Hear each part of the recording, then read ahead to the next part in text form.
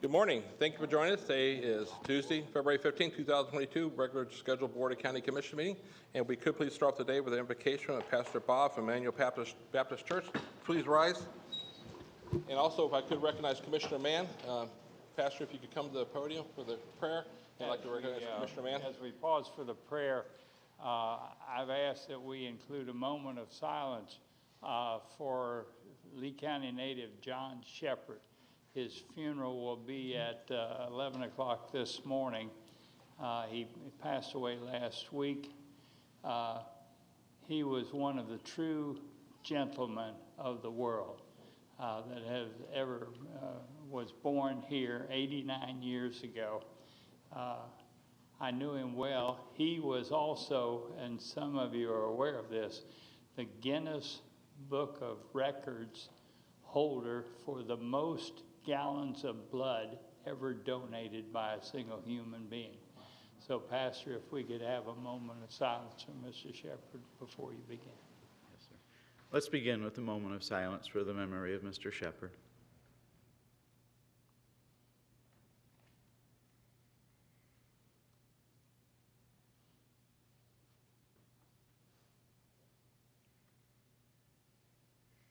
Thank you. We do thank you, Lord, for the opportunity to know that we have a Creator and a God and a Lord that can hear us when we pray, and even when the groanings of our heart cannot be uttered. And we just thank you for those who continue on with the even with the memory and the grief in their hearts of those that we've loved who have gone on before us. And we just pray that you'd be with the family of Mr. Shepard today. We certainly come before you this morning to just thank you once again for the order and the fashion in which our county business can be conducted in this place. And we thank you for these who have served. We thank you for these who serve today. And I just thank you for your wisdom and your guidance. And I just thank you that we have a peaceful place where we can live. Thank you for the beauty of Lee County. Thank you for all of those who work together. Not all exactly on the same page with everything, and yet we love each other and we love the beauty that you've given us here. And I just thank you that there's something bigger than any one of us, and that is the desire that we have to submit and yield our wills and our lives to you. And as you guide us, I just pray that you'd be pleased, even with this day, as the business is conducted. I just thank you that we begin this as we begin every day, knowing that we have someone bigger than us, who can hear us and who can listen to us and who has the power to guide us and to answer these requests that we bring. So again, we thank you for being so good, and we just thank you for the opportunity in this place. Thank you for our places of worship and faith, and just thank you once again for the opportunity to be here today. We ask that you'd be pleased. In Jesus' name, amen. Amen. Please join us in the Pledge of Allegiance. I pledge allegiance to the flag of the United States of America and to the republic for which it stands, one nation, under God, indivisible, with liberty and justice for all. Thank you. Please be seated. Thank you, Pastor, for your time.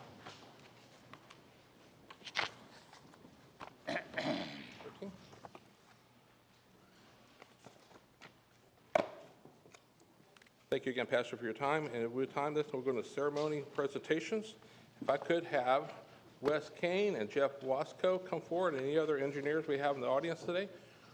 We'd like to recognize a very special group of people in Lee County for the Engineers Week. Come forward, please. Come to the podium right here. Stay at the podium. We have a resolution to read in the record recognizing. I'd like to also recognize all the other engineers in Lee County and our county employees that work.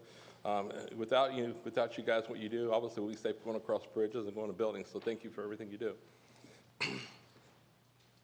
The resolution reads, engineers help design, construct, maintain the infrastructure and facilities that contribute to the quality of life of all residents of Lee County. And whereas maintaining the quality of life in Lee County during periods of substantial growth, uncertain economic times, depends on engineers developing initiatives, creative, and high-quality solutions for technical problems.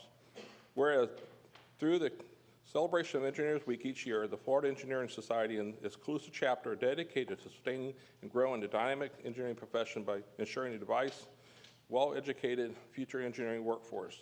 And whereas the Board of County Commissioners wishes to recognize and honor those individuals who live, work in Lee County, who participate, practice professional engineering in an honorable, responsible, ethical, and competent manner. It recognizes those students who have chosen to be educated to follow the career path. Now therefore be resolved that the Board of County Commissioners of Lee County does hereby proclaim the week of February 20th through February 26th, 2022 be designated Engineers Week in Lee County, duly executed the 15th day of February 2022 by myself, Chairman Cecil Pendergrass. Thank you.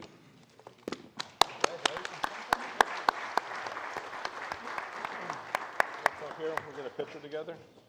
If anybody else in the audience like to bring up too, you can, or just you guys. Okay, good morning. And 1, 2, and 3. And one more. Thank you. Would you like to address the board and the audience? Please just go to the podium right there. It's already mic'd up for you. Good morning. My name is Jeff Wasco, and I work for Brock & Associates, local civil engineering, land surveying, and planning firm. I have a bachelor's degree in civil engineering from Florida Gulf Coast University. And today I'm here representing the Florida Engineering Society, Colusa chapter, as the interim president.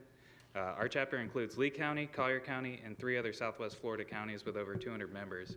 We host a middle school math competition every year for over 120 students. We send the top teams and performers onto the state.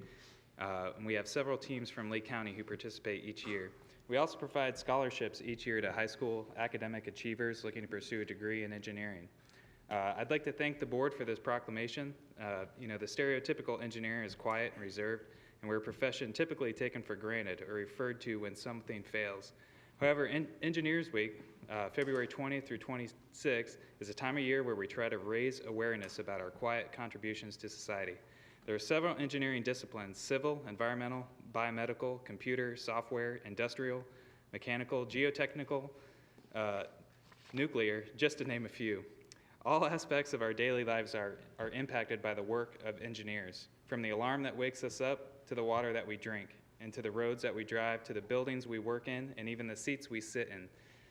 There's one thing all engineers have in common: they use math and science to solve real-world problems. A core value of engineers is that they shall hold paramount the health, safety, and welfare to the public. So no matter who we are working for, the public is our ultimate client. Thanks again, and we're very honored to see this proclamation of Engineers Week. Thank you. Thank you.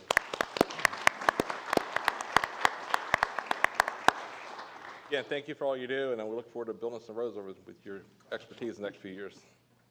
Thank you.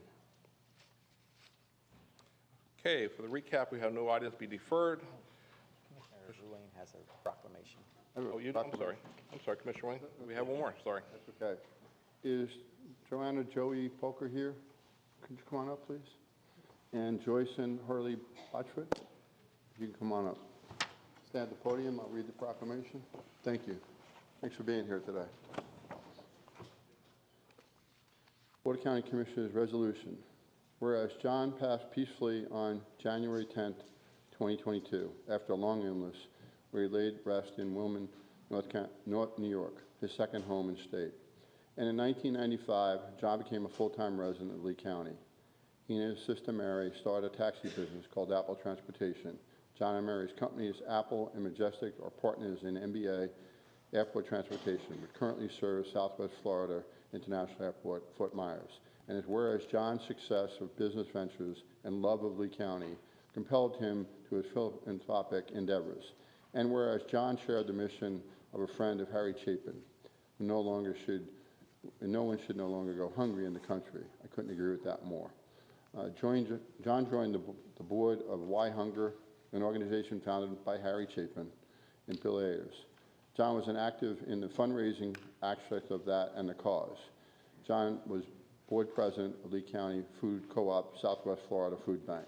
And whereas finding the co-op was too small to meet the needs of Lee County and Southwest Florida, John worked tirelessly supporting fundraising and securing grants to engage and enable large facilities and staff to better serve this area.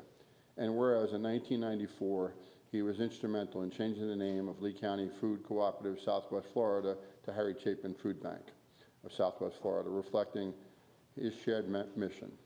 John continued to serve on the board for many years and remains the chairman of the board in a emeritus board position. And whereas the Harry Chapin Food Bank of Southwest Florida is the largest hunger relief nonprofit for only Feeding America members of Southwest Florida, serving Lee, Collier, Henry, Charlotte, and Glades. Now, therefore, it's resolved by the Board of County Commissioners of Lee County, Florida, to take this opportunity to postmortemly observe John Joseph Polka Jr. as an outstanding citizen in Lee County, who is a successful businessman, recognized the community need, and set an example as pay it forward to the community. Duly executed by our chairman, Cecil Pendergrass, February 15th. I can give this. Come around. Come around for a second.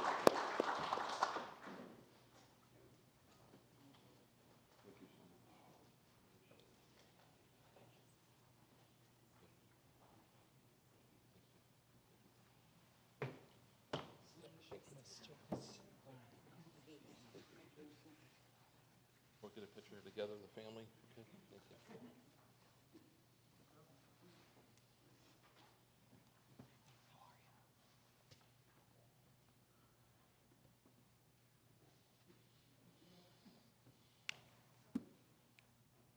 you. One, two, and three. And one more. Thank you. Someone would like to say a few words at the podium? That'd be great. Great. Thank you.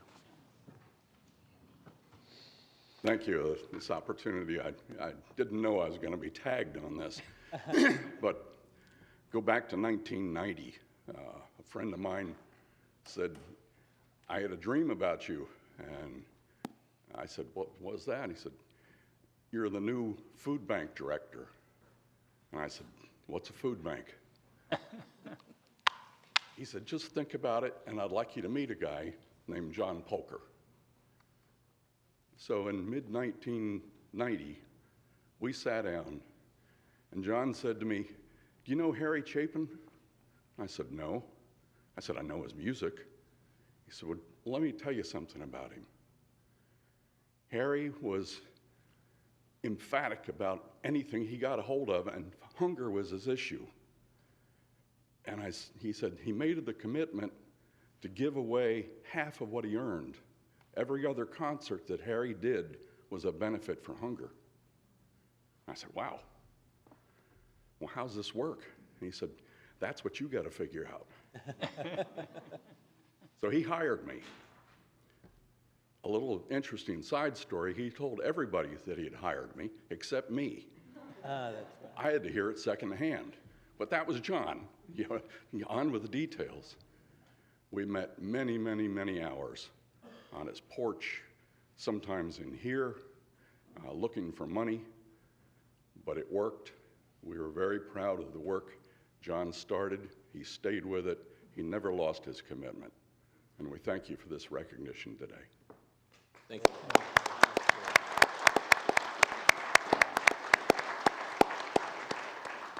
Thank you, Commissioner Wayne, bringing that resolution up. You know, Say a few words. yes, go ahead. It really was my honor to read the proclamation today, and although I never met John, we have something in common, and certainly food and people going hungry is something that I continue to work tirelessly to make sure all the board supports those initiatives. But someone that was in those shoes at one point in time, I'm grateful for where we are today. But thank you very much. It was an honor to do it. Thank you. Thank you. Thank you. That was our last ceremony presentation, so thank you. We'll move on to the recap. We have no items to be deferred, no items for discussion. We have commissioner items later and county manager items. For the consent agenda item, items to be pulled by discussion by the board. Commissioner Mann, any items to be pulled? None. Commissioner Hammond? I have none. Commissioner Sendelli? None. Commissioner Wayne? No, I have none. Okay, we'll take this time a motion to approve. Move the items. We have a motion and a second. I'll second. Do you have public comment on item 13? Also, any other public comment on the consent items? Any other comments on consent item besides number 13? You have cards for that? Okay, we'll start calling the first name. First name is Leslie Turner. After Leslie, we have Robert Henderson. Please come forward. You have 3 minutes for public speaking. There'll be indications here at the podium, red, yellow, and green lights.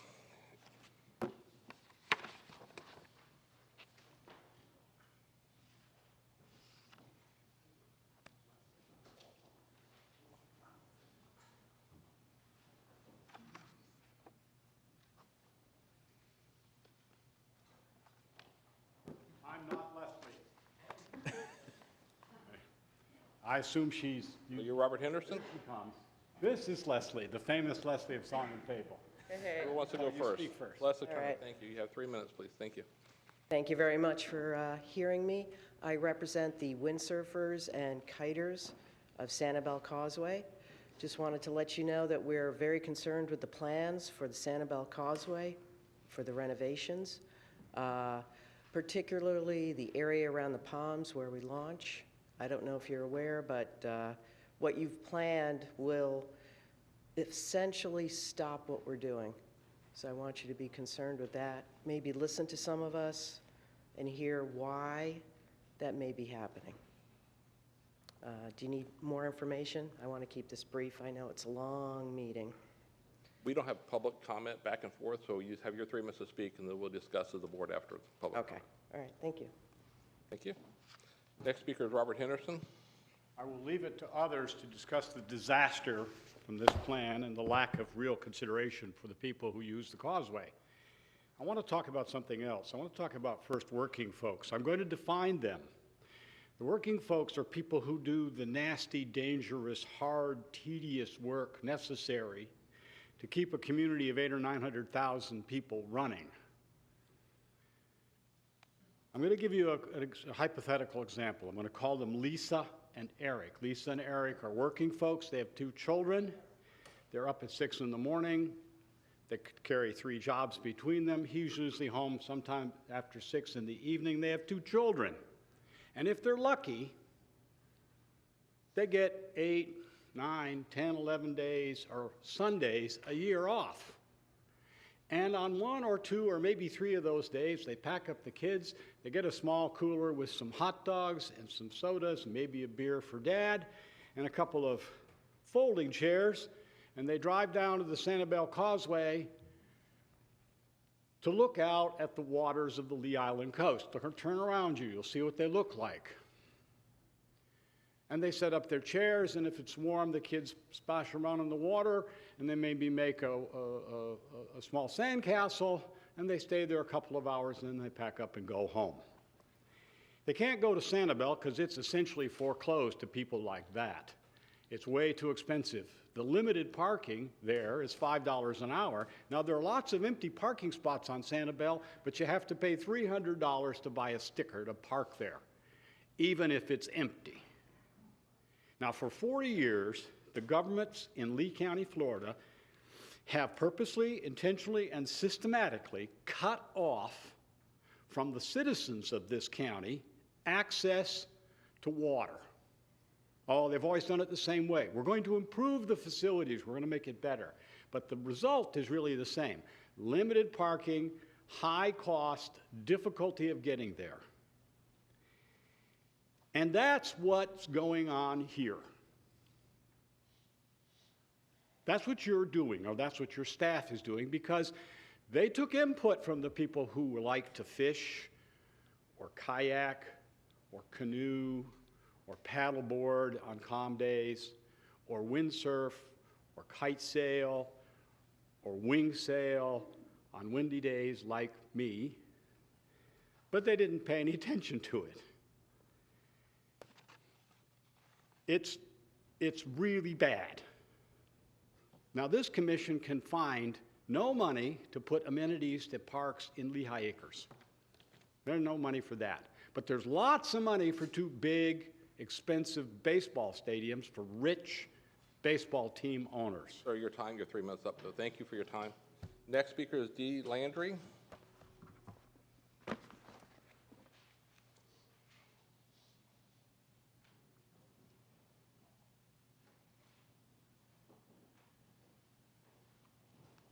And after Dee Landry, we have Jay Landry.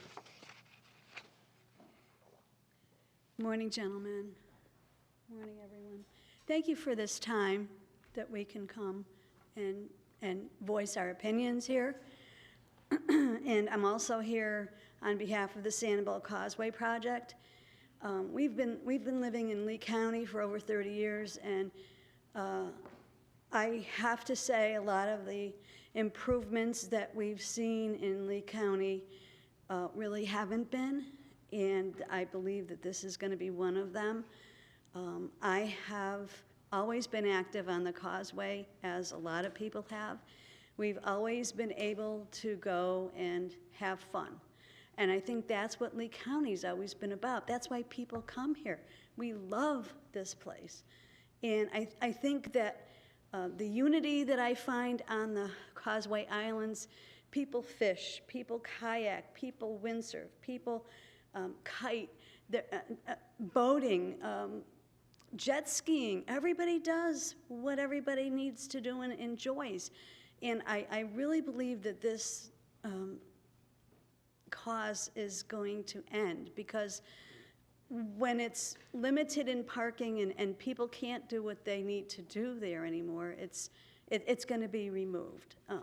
Right now, everybody gets along, everybody honors everybody else's, what they enjoy, and there's no issue, there's no crime, there's no issue. Everybody just goes there to have fun and relax.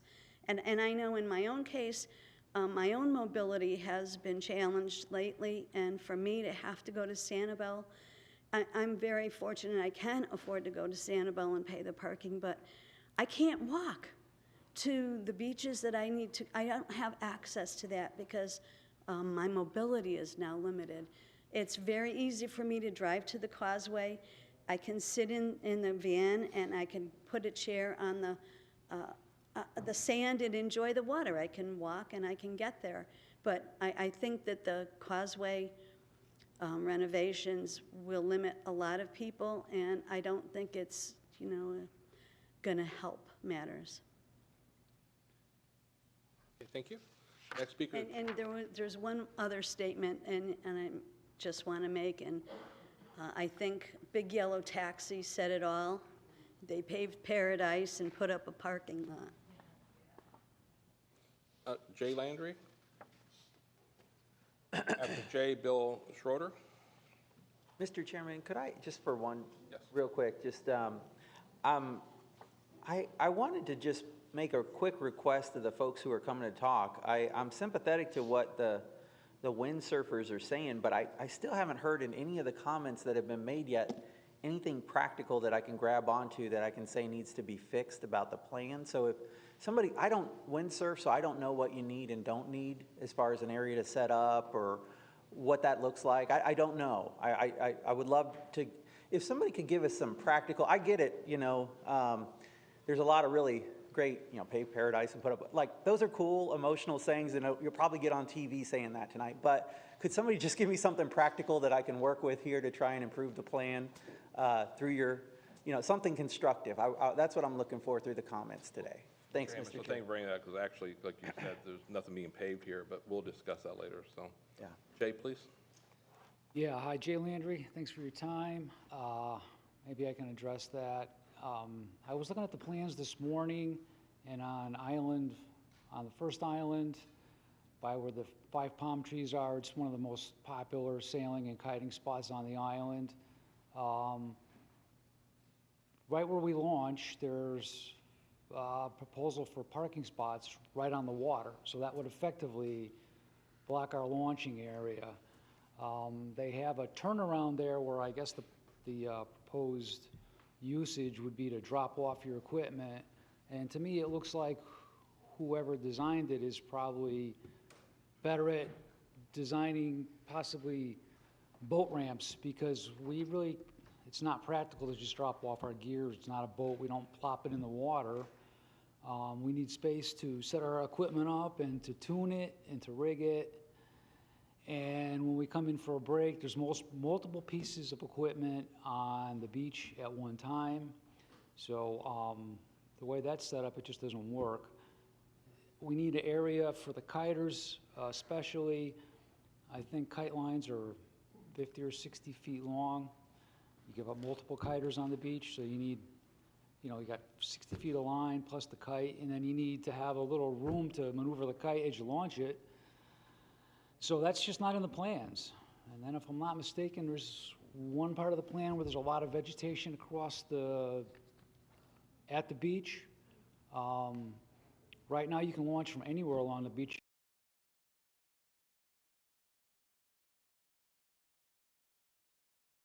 The problem is you can land anywhere along the beach. But it just appears that a lot of that access is going to be blocked. So I hope those opinions shed some light on your questions. Great, thank you. Next speaker is Bill Schroeder.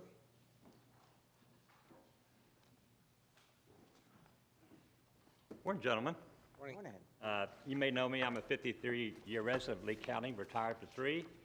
Worked at the Rising Council for about 20 years, former chair, blah, blah, blah. So anyway, I want to approach this as a very practical matter. I've got this handout for each of you, and what I've outlined in here are the needs of the residents that don't do these activities, the needs of the kiteboarders and the windsurfers, and the needs of the small boat and the kayakers themselves and the fishermen.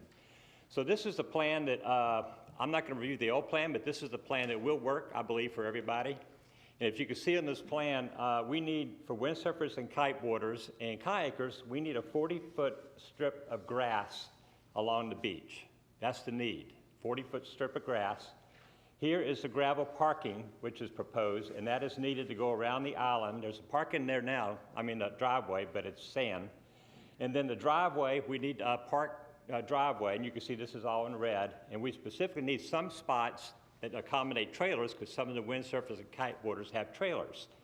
So as you can see on this part, this is where most of the kayaking, the windsurfing and everything occurs, is midsection all the way to the west, and the main point is the 40-foot strip of grass along there.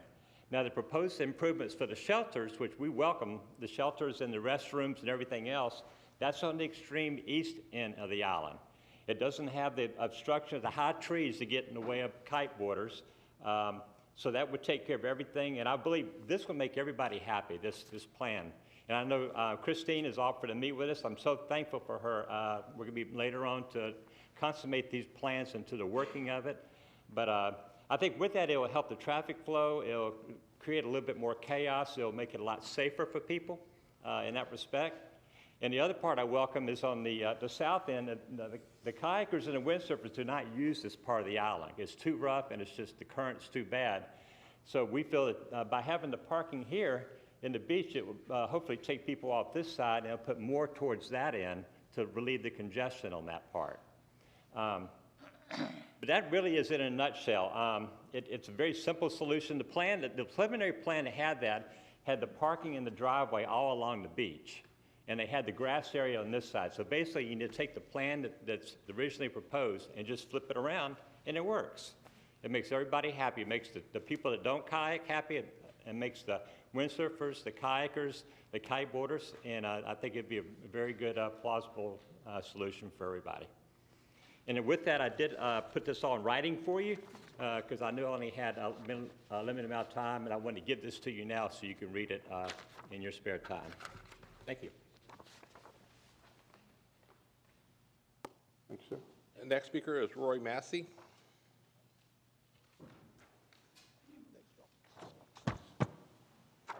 Appreciate it, Bill.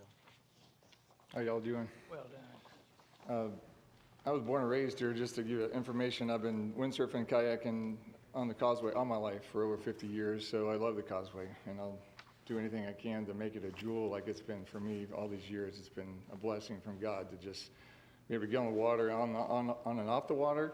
So it's just awesome as far as just, you know, whether you're picnicking or whether you're kayaking or paddleboarding or whatever sport you're doing. For me, it's been windsurfing for 40 years since I was 17 years old.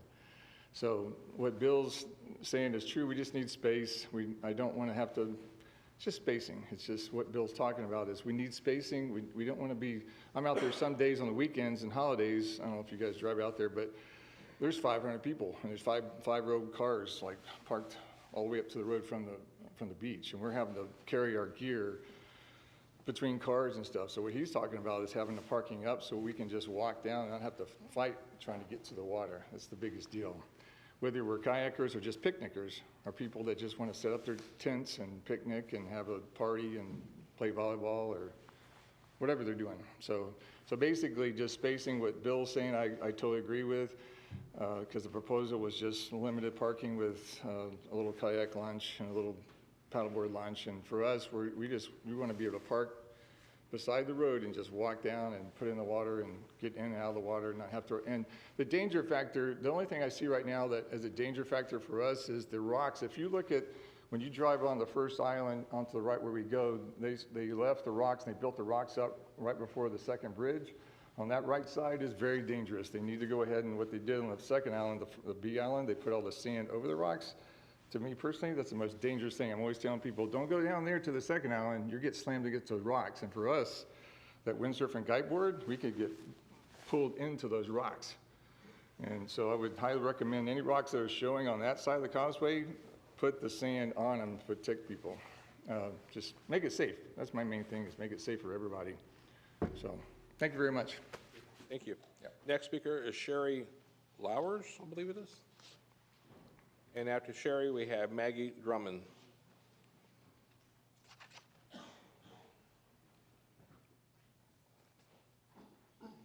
Hello, thank you for your time.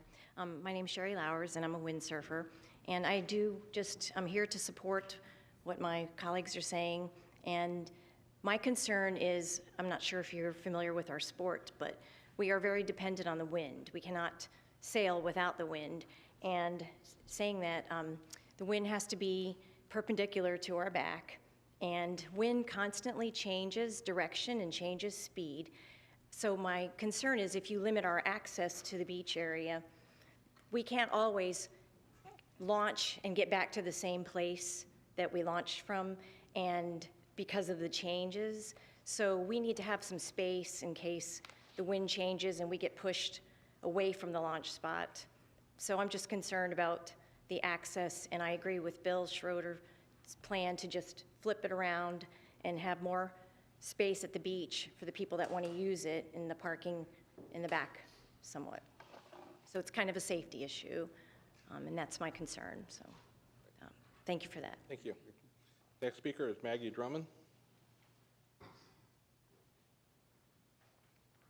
My name's Maggie Drummond. I have a British accent. I live in the UK, but I spend 5 months of the year, and I windsurf on the Causeway, and I thank the commissioners for this opportunity to address you on this subject. Now, I don't want to go over things that my colleagues have already said, but we really do need this meeting. I mean, I'm very surprised with Mr. Hammond's comments that no one had explained to him what the requirements were for windsurfing and kiting.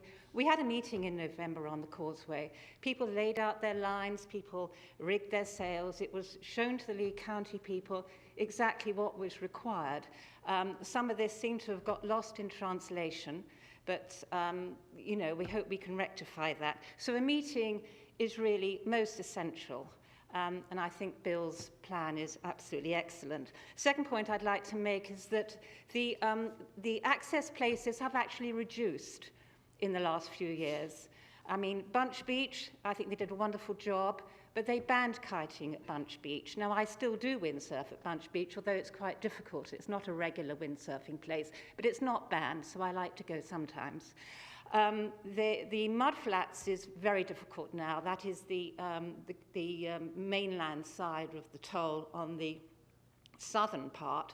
There used to be a great deal of windsurfing. There is still kiting there, but it's very, very difficult to windsurf there because we don't have so much access. So we've actually been losing places to sail over the last few years. And I think that's something for the commissioners to take into account, because that seems to me to be unfair.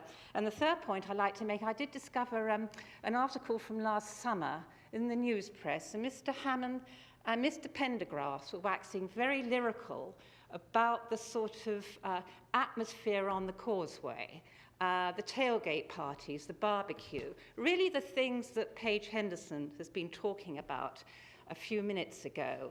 And you were sounding very wistful, and would this Causeway project destroy this atmosphere? And the answer is, I think yes, it will. And I'd love to know why you both seems to have changed your minds on this. And that's all I have to say. Thank you. Thank you.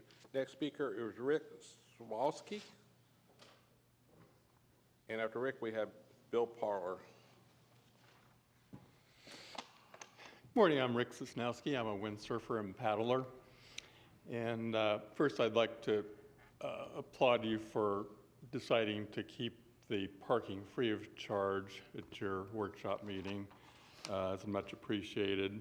And I agree with other comments that have been made regarding the windsurfing, kiting issues, but I'd like to focus on one specific topic, and that is the proposed plan that's on the website now, is that consistent with the Lee plan, the comprehensive plan, and specifically, I'll read you goal 82. It's water access, improve access to public beaches and other bodies of water. How about goal 79? Increase the recreational potential for Lee County's natural waterways. And the bottom line is, are we improving access to the water if we have a sharp decrease in the potential for people to go there and park?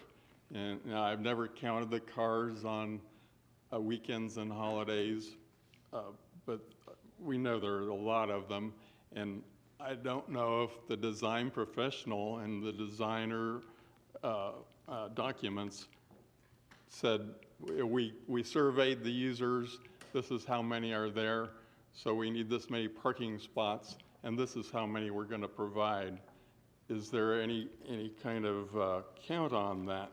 I don't think there's going to be nearly as many people that can go with the design as it is. And so there's a question, are there just too many people going and enjoying the facility the way it is? And I don't know, I'll tell you, I would just hate to be the one that has to tell families, just stay home and watch video games on your cell phones because we're going to plant mangroves in the area where you used to go and enjoy the outdoor recreation, maybe your first time in the water.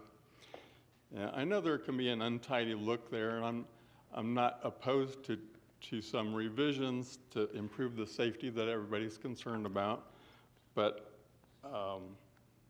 I just think that we're reducing this, and I'd like to see you send this back for plan revisions before you approve it to try to accommodate some of these concerns, and then you can feel confident that it's completely consistent with the Lee plan. Thank you. Thank you. Next speaker is Bill Parler. And after Bill, we have Jeffrey Jewett. My name is Bill Parlier, 20-plus year resident of the county, former boater and kayaker now, so I have an interest in this project as well.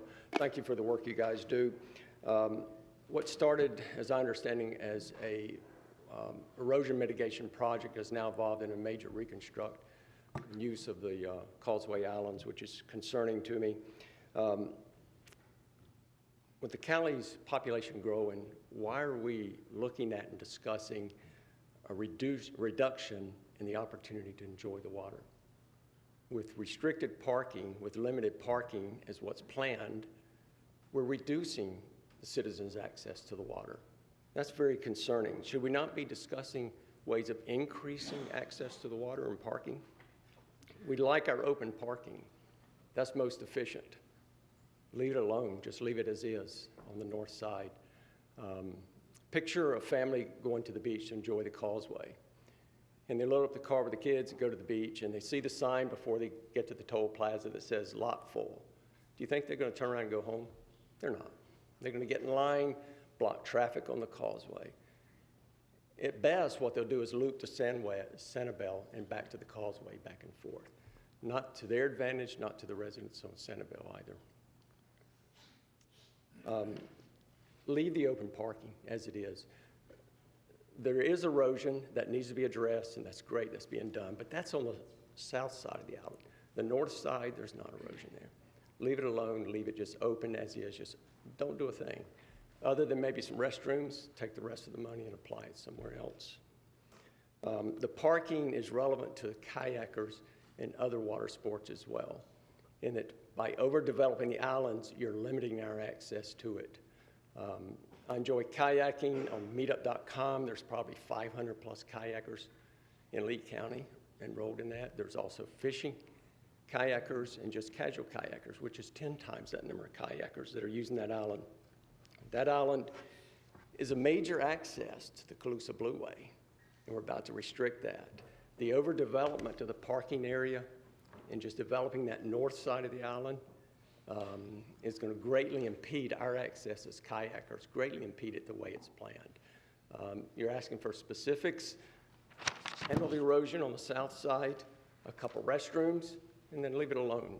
You have that money to spend elsewhere where it may be needed more. Kayaks can weigh 50 to 75 pounds easily. And when we put this development between us users and the car and the water, that's a major handicap to us. We suggest that just leave the north side alone. We don't need to develop it. We don't want houses there. We don't want concrete there. Just leave it as it is. The south side, handle the erosion. Thank you very much. Thank you. Jeffrey Jewett. Jeffrey, I have two cards for you. I'm going to call you once, so. My dad. Oh, you have two, Jeffrey? Okay. Thank you. Oh, you're right, Jeff and then Jeffrey. Okay. Hello, this is Jeff Jewett. Grown up windsurfing on the Causeway since I was 10 years old. My dad taught me. I'm now 34 years old, so about 25 years. My first job was working for actually Roy over there. He owns a windsurfing shop in town. He's a performer giving windsurfing lessons on the Sanibel Causeway. Sanibel Causeway is a treasure for wind sports specifically for a couple of reasons. It offers any direction the wind blows, there's a place to sail. When you windsurf, you want onshore wind. So if anything happens, you get blown back to the beach. So the Causeway is also the safest spot locally in Southwest Florida to sail. If your gear breaks or if you're learning, there's a way to get back to the beach. If you go out in the Gulf of Mexico, the wind side shore, rip currents, you can get sucked out to sea. So it's one of the safest spots locally to sail. The proposed plans, we need space, like probably 10 by 10, feet of area to rig a sail. The kiters have long lines. Island A, the bay side, if you look at the point there, that is our main territory. Like that needs to be protected. The launch site is west of that right now. We really need that entire point. The best, from what I have seen as far as the erosion goes, Island A and the bay side, it hasn't changed. Like we're constantly falling, we know the layout of the depth of water, and I haven't really noticed like much changes to that. The main erosion I've seen has been on Island B on the Gulf side, which, I've seen that you've already, started installing jetties, T-groins there. So that's probably needed. But as far as Island A, the bay side, just leave it as it is. Like that is our area, and it needs to be protected.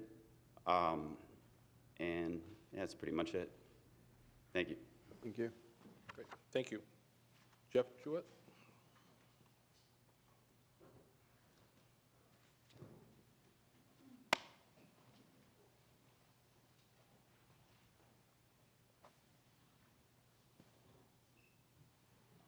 Morning. Good morning. I'm Jeff Jewett. You just heard my son. I moved here in '89 as a racing competitive windsurfer already. So I started enjoying the island right away out on the Causeway. And so that's been over 30 years of windsurfing out in the islands. Also, I'm a professional engineer. It's Engineers Week, so it's a good time to speak to you.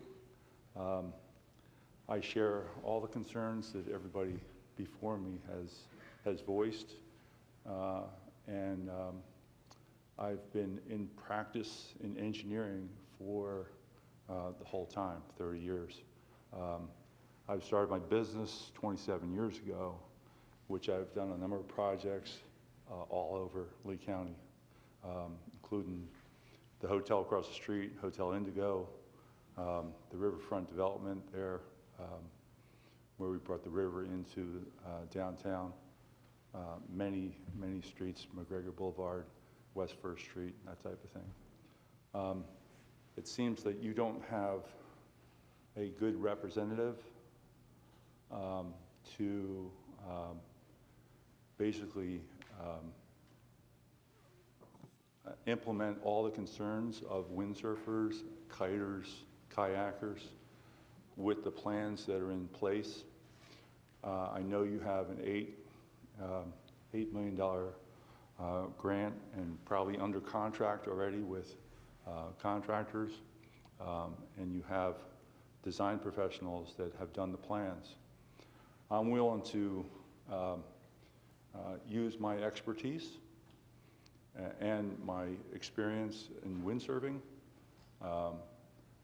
to work with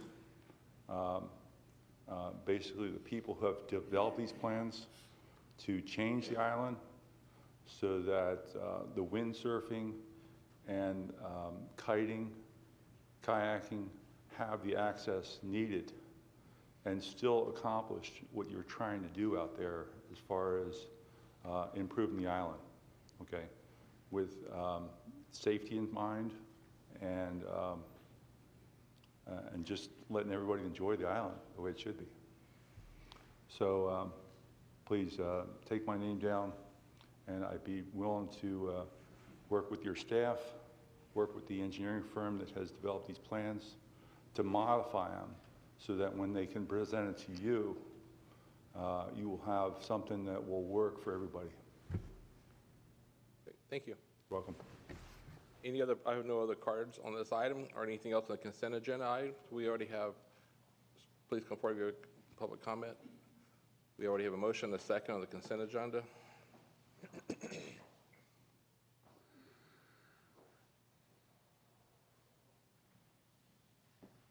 Good morning, Commissioners. I'm John Jenkins, Executive Director of Bonita Springs Utilities, here to talk about the rather more mundane topic of water and sewer utilities. Item 26 is on the consent agenda. I'm not sure what happened to my card that I submitted, but I was just here to thank you for your support. We have a provision in our franchise with the county and with the city that calls for a 5-year extension periodically. So we're here every 5 years, but we work with your staff on things like utilities within county roadways, emergency operations, planning, the interconnect we have for emergency water services with the county, and we do a lot of financing through the county's Industrial Development Authority.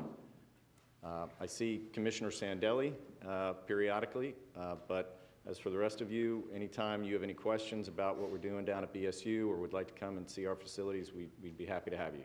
Thank you. Great, thank you. Any other public comment on the consent agenda? We'll come back to the board for discussion. Mr. Chair, can we pull item 13 for a separate discussion and go ahead and just pass the rest of the consent agenda? Original motion included the whole agenda, but we can separate it then, yes. I mean, if the board's... I gladly will pull my motion, and I'll gladly restate it. Okay. Okay, so the motion is to pass... I was a motion, so I'll gladly pull my entire motion. I'll restate a new one if that's okay. Okay, yeah, I'll withdraw my second then. Yep. Okay, so with everything in mind, I'll move forward that we pass all items on the consent agenda excluding item 13. Second. We have a motion with a second. Any other discussion on that? Come back to the board. Any objection? Commissioner Sandelli? I would agree. I want the group here to know that I am an advocate of windsurfing. I've been surfing, I just sold my whole quiver of best kites. So I'll give you an idea of how far back that goes.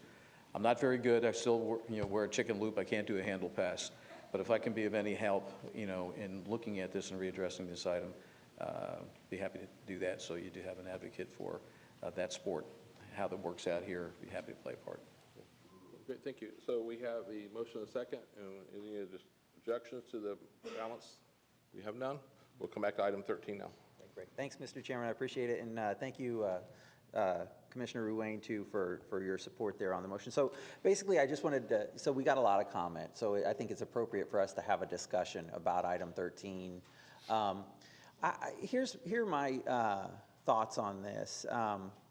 It was very interesting to hear all the stories about picture a family of 4 going out there and enjoying the Causeway, because that's literally my family. Like, I was born and raised here. I'm a native, spent many Saturdays out there on the Causeway or any beach locally. That's literally my family.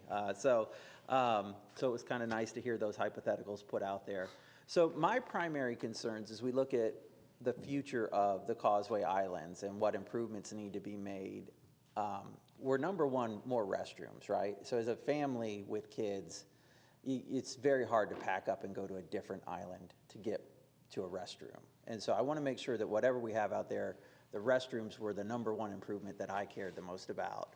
I had, it's funny, somebody mentioned previous comments I've made about this. I had concerns about the structured or designated parking spots because I knew that would be a big change for a lot of folks who have a long history of going there. What helped me get comfortable with that was my own experience as a father with my kids, almost getting hit by cars, just parking all over the place out there. So I thought, all right, if we designate where people should park, maybe I can relax a little bit more and watch the water and my kids play in the water without somebody driving on top of them. So I'm okay. I do think that we have room to adjust this plan. We're not even at the 30% design level. Is that correct, Mr. County Manager? Could somebody confirm that for me? Chris? Yes, Commissioner. Again, just to reiterate for the record, this is a preliminary design. We are not at 30%. This is just for us to go back and start working through the feedback that we received from the board. So what that signals to me is now is actually the perfect time to be getting constructive feedback about what adjustments need to be made to the plan. It's not, this isn't like the do or die vote, this isn't the death to the Sanibel Causeway Islands. This should hopefully be an open door to the future of what a great Sanibel Causeway Islands can look like in the future. And so I think that's the big reason why this board wanted to put out that interactive tool where people could explore the plan so closely so they could give us the feedback, because we realized it was quite a change and there are a lot of different users that don't use it the same way I use it. So we wanted to be able to get their feedback. So I'm hoping that there's plenty of room to make adjustments to the design that can help incorporate the feedback of all the users of the island. And I think we do all need to recognize up front that not everyone's going to get every single thing that they want. There definitely will have to be some trade-offs and compromises along the way. But I think we need to, we need to realize we're at the very beginning of the design process. We're not at the final go-ahead phase. And that's the comment I wanted to make. Thank you, Commissioner Hammond. Any other comments? I just want to. I certainly would like to, and I appreciate it. I couldn't agree with you more, Brian, but for people that may not know, I was the mayor of Sanibel for 11 years. I believe I reached out to Bill and got a machine. So first and foremost, it started off as an erosion project, and I don't doubt that. Second, the number of calls I got are in the thousands of how the safety is a concern there. I witnessed it. I saw their situations. I interacted with the park rangers. Trust me, it's not a safe environment. So the structured park was an attempt to have some safety there. We voted as a board, and I commend everybody for not having any parking fees associated with this. But we're in the preliminary stages, and I think staff has done a great job of understanding this project is going to be completed in June of '24. So we're not in the final stages, and your input is really valuable. But I just want to state for the record just the number of calls in the 14 years I was on Sanibel as a council member and 11 as a mayor. It was endless calls for safety. And I can tell you that there's documented cases with the park rangers of what took place, the various incidents we had there. So having some structure was really the intent to try to really have safety. And I think all the commissioners would say safety is really foremost. And Commissioner Hammond, I couldn't agree with you more and your family. And I want this to be an amenity. We're fortunate to have a state grant to allow us to do what we're doing. Staff has done a great job at preliminary. The website we put together gives you an opportunity to give your feedback, to do whatever, and continue to see how this evolves. So we're nowhere near the 5-yard line trying to put the ball in the end zone since the Super Bowl just took place. We're nowhere near that. We might be at the 25 and just got the ball and going to move it up the field. So let's just remember where we are, okay? And I think that's really important. But just for the record, I just couldn't sit here as someone that knew firsthand, that's probably traveled over the Causeway in 15 years in the thousands, and couldn't tell you how many times I personally went to the islands to witness firsthand the instances that took place there, the disruptions that took place there, the fights that took place there, jet skiers that come and launch from there that want to do it their way, and that's not prohibited there. So there's a lot of issues we're trying to do. Chris, I can't thank you enough for all your team's work. Mr. County Manager, you as well. But we're in the really early stages of this, so we hear you. Passing what we're going today is a preliminary process. It's not final, and I can assure you this commission has heard you loudly and clearly. Thank you, Commissioner Wright. And that's one thing I wanted to say is communication is the best part of this whole process. And when you leave here today, I'm sure we'll be hearing tomorrow from the fishermen, the beachgoers, the bird watchers, and everybody else that use the island. A lot of diverse activities on the island. That's something we have to be conscious of. I think staff has been conscious of trying to create kind of the whole island be able to use for all parties, and that's what it's going to be like. And the parking, I understand, would love pulling up there on the old Florida way of parking. Where else can you park in Lee County, pull up on the stand and park and get out? But there has been issues, safety issues out there. I know my friends that work at Stanwell PD have told me, and I've seen some of the situations myself, of people not behaving properly. At the end of the day, they've been drinking too much or whatever it may be, and it's very unfortunate. But so the structured parking without paid parking, I was supportive of that because of safety reasons. You know, I couldn't imagine going to Costco without structured parking. Can you imagine going to the Costco in 41 not having parking spots? So can you imagine what happens out there at the end of the day on the holiday, 4th of July or something? So we're just trying to create a safe environment that everybody can enjoy. Anybody who wants to go out there, they can walk out with their family, with their family of 4, like Commissioner Hammond, or you can go out there and fish, you can watch the sunset at whatever it may be, or windsurf or kayak, you can be able to do it. We just have to have space. There's limited space out there, so I understand space is obviously confined, but we're trying to provide space for you, and I think staff's working with you, and we'll continue working with you. So, any other?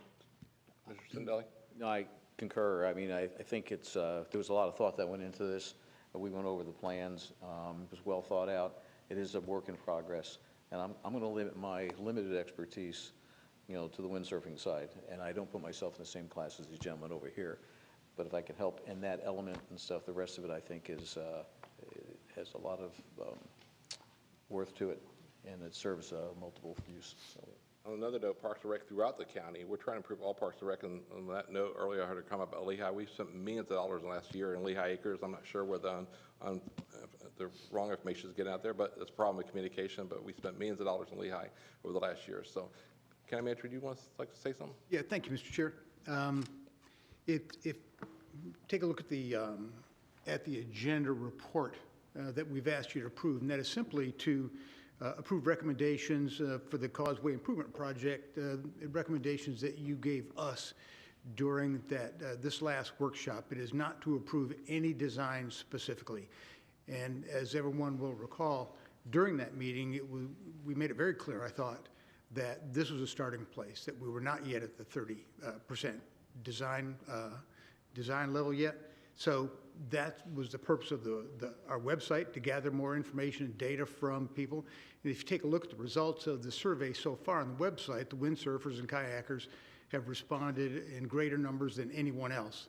So it's clear that we have more work to do on this design. So just for those who are interested, if you take a close look at this agenda report, it has nothing to do with approving the existing preliminary design. I believe that's why my colleagues are going to see a positive vote for that, because we understand what we're actually voting for today. So thank you for clarifying that. And any other discussion? Just one last question, just for everybody. So can you just, Mr. County Manager, outline what does the process look like from here? So where are the checkpoints where people can provide more input? Where are the checkpoints where you'll come back to the board and show us the adjustments that you've made in relation to those input? You know, that input we received. And, you know, I want to make sure that throughout this process, we demonstrate along the way that we listened, we made adjustments, you know, again, recognizing that not everybody's going to get every single thing that they want, but we, you know, we really have made a huge effort to put together this interactive map, to give people the tools that they need to review this. We put the survey out to give people an opportunity to talk directly to us. And I want to make sure then that we follow through and we demonstrate that we listened and also adjusted then too in relation to input that we received. And so can you just kind of outline what does the process look like from here? Thank you. Ms. Brady? Commissioner, at this point, we will continue to keep our interactive tool open and that survey, which is what we discussed at the workshop last Tuesday, that the survey is going to continue to be open so that folks can provide that information so that we can continue to report back to the board. I did meet with some of the members of the folks who were here this morning. I have offered to set up another meeting with them. Mr. Schroeder's been kind enough to act as a point of contact so that we can get that meeting scheduled. But typically with projects, we bring 30, 60, and 90% drawings back to the board for review so that the board has an opportunity to take a look and continue to provide direction. And at each of those points, we will be updating the interactive tool to make sure that those 30, 60, 90, and then eventually the final. And there'll be multiple opportunities for the public to be able to participate when we do bring those designs back through the tool. We also encourage everybody to sign up for our newsletter because we will be putting out information on the status. Follow us on social media, and we will be collecting emails so that we can prepare communications to folks who are interested in the project. Okay. Thanks very much. Thanks, Mr. Chairman. Yep. Any other discussion? Commissioner, do we have a motion for this item? I'll make the motion for approval of the action as recommended by our staff today. Okay. I'll second that. We have a motion and a second. Any other discussion? Any objection? Motion carries. Thank you. Okay, we'll go to administrative item number 1. Thank you, Mr. Chair. Administrative item number 1 is we're asking you to consider acquisition of a Conservation 2020 parcel in Alva. Mr. Salyer, will you please present the item?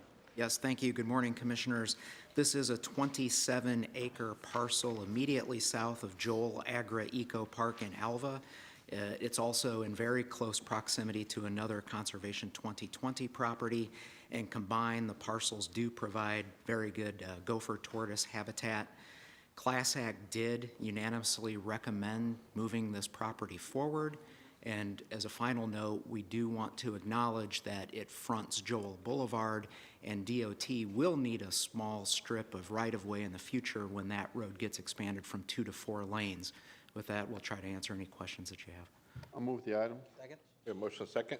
Any public comment on item 1? Come back to the board for discussion. Any discussion? No discussion. Any objection? No objection. Motion carries. Number 2.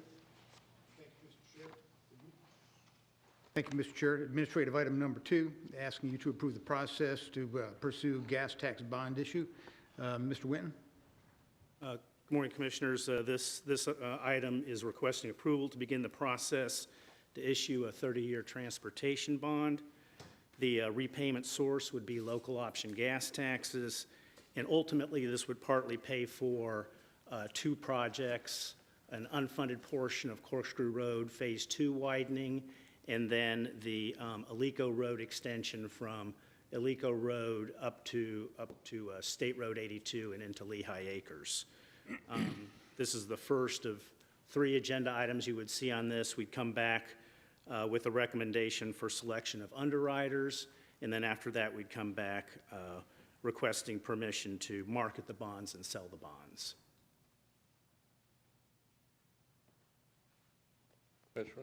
Question, Director. What's the coverage on this that we're required to maintain pledging the gas tax? We're looking at a coverage of 1.75, not going below that. What's the bank, or what's the bondholder's requirement? Is that the requirement, 175? I don't believe so. I have Kelly Ryman here with Dunlop and Associates. Kelly, do you want to speak to that? The reason I ask the question is I live in a world of covenants, and most covenants have a 110 or 120, so I was just curious if there was such a covenant associated with, and the covenant just allows what you're required to maintain for the bondholder. Morning, Kelly Ryman with Dunlap and Associates, financial advisor to the county. Currently, you don't have any bond covenants on the gas taxes that we are looking to pledge. So we just did I'm going to say conservative assumption of a 1.75 until we actually get in and look at it with the rating agencies, et cetera. I think you probably could have a lower coverage, but I am always a proponent for being conservative. Follow-up question, if I may. In the world of covenants, and I appreciate all the help you give the county, I appreciate all the help you give us at Sanibel. What's a normal covenant that you see? 110, 120? What's the wrong? For gas tax? No, just in general. Oh, in general, it can range anywhere from a 1.25 to a 2 times coverage. It all depends on the type of credit being pledged. And 175 is your recommendation? No, I'm hoping the recommendation will be something lower, but as conservative, I always try to make sure that there's a cushion. And this is the preliminary process, so if you found such a number to be lower, we might have an opportunity to certainly seek more revenue. Correct. Okay. Great. Any other discussion? Thank you for your help. Thank you. Thank you. Any other questions? I'll move the item. Second. We have a motion, we have a second. Any objection? No objection, motion carries. Thank you. Item number 3. Thank you, Mr. Chair. Item number 3, asking you to execute agreements associated with Phase 1 investments for the American Rescue Plan Act funding. Mr. Salyer, please present. Commissioners, we're recommending execution of subrecipient agreements pertaining to Phase 1 of the American Rescue Plan Act. These are programs that you have previously authorized. They're nearly $14 million in total, and they cover pediatric vaccination, mobile units, food security, i.e. Food to food banks, and mental and behavioral health services through Salis Care. I'll move the item. Second. We have a motion, second. Any public comment on this item? Please come forward. Just state your name for the record. Thank you. I'm Dr. Joseph Santone. How you doing? I'm actually speaking during a public comment, but I want to come up on this because I have documents right here. This was obtained through a FOIA request. These are Pfizer's clinical studies, and this information's been made available, as you know, to the public, to the government agencies in April of 2021. And in this 3-month clinical trial, there were 158,000 incidents, adverse incidents, and 1,223 deaths. This information's been hid from the public. And before you start funding these units, you need to provide informed consent.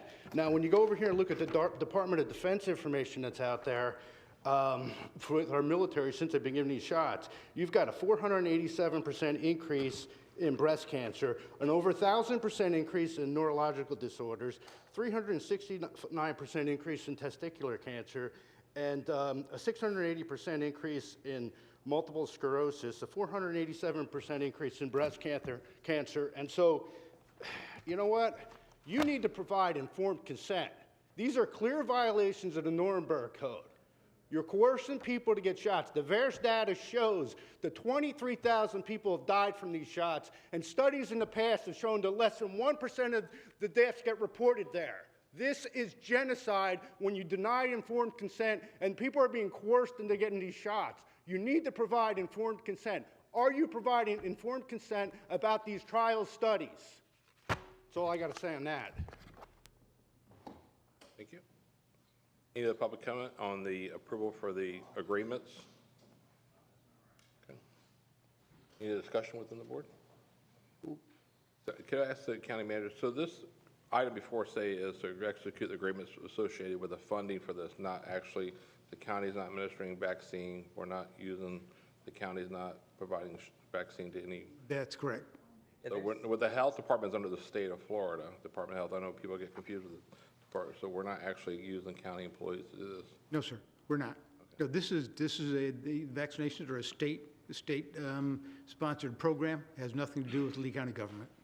Okay, thank you. Just make sure. Any other discussion? Any objections?